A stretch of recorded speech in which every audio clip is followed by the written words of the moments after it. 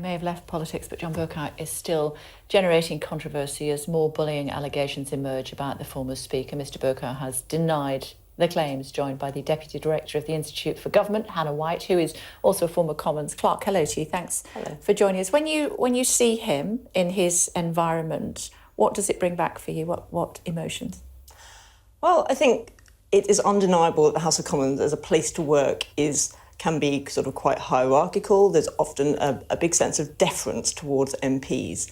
And in some ways, the Speaker, John Bercow, when he was in the chair, was the epitome of that, because he was at the top of the sort of hierarchy in the House. And when bullying claims and allegations were looked into, one of the things that was said was that the culture of sort of subservience and acquiescence around bullying cascaded right from the top of the organisation. And I think that the implication there was right from the Speaker's chair. What was your experience? So I wasn't bullied personally in the House, but I saw bad behaviour by members. I had inappropriate behaviour. So, for example, I was doing my job once on a committee, gave advice to the chair about having to tell one of the members to bring their speech to a close. Later, that speaker found me that member found me in a corridor. I was, a relatively junior member of staff, and shouted at me, "Don't you know who I am? I've been here, 20 years. How long have you been here? How dare you do this to me?"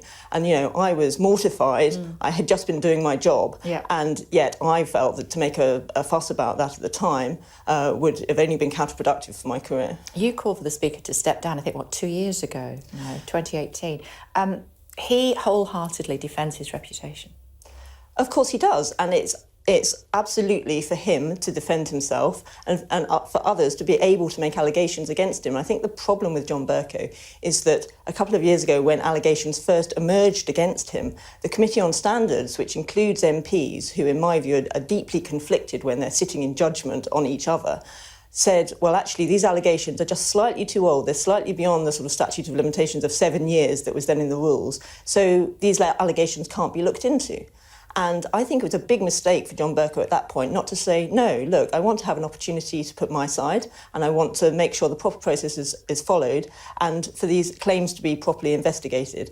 And those claims at the time, and now the claims that have come forward since, have never been looked at. And I think that's been really problematic. But it's really encouraging now that both Lord Lisvane and David Leakey have put their claims into the new independent complaints and grievance scheme which has been set up, that these senior people are seeing fit to use this scheme which has been set up and that staff in the House are now being told is the answer.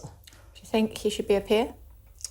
I think that, as with any peer, they need to go through checks. If there are outstanding allegations and processes against them, those should be cleared before a decision is made. That's the normal process. The House of Lords Appointments Commission always vets candidates for peers, and I think that should happen in this case, as it does for all candidates. What's your personal opinion?